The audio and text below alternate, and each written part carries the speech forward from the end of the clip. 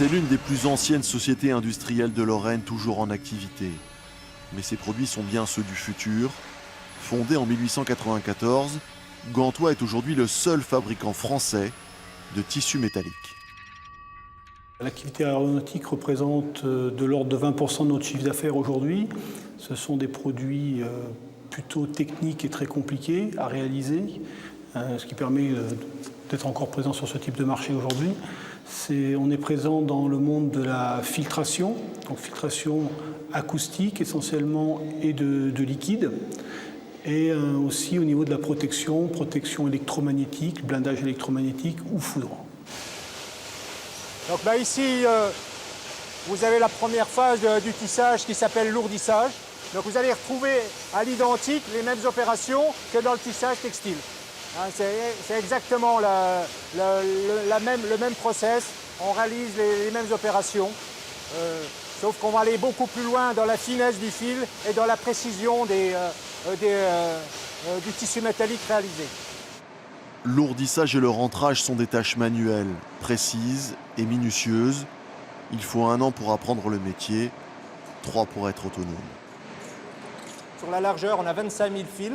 Donc chaque personne va prendre le fil dans sa main et le placer dans un trou à chaque fois ou dans une dent.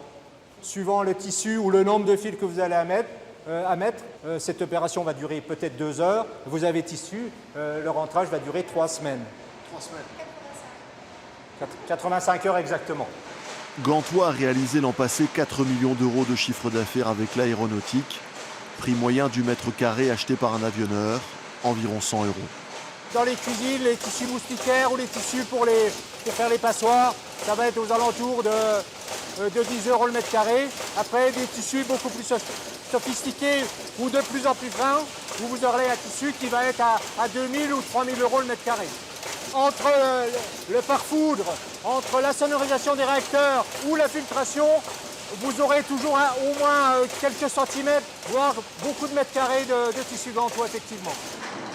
C'est l'aéronautique et ses marges confortables qui assurent la pérennité des 200 emplois de Gantois à Saint-Dié, qui conserve tout de même son activité traditionnelle de tôle perforée pour l'industrie ou l'architecture.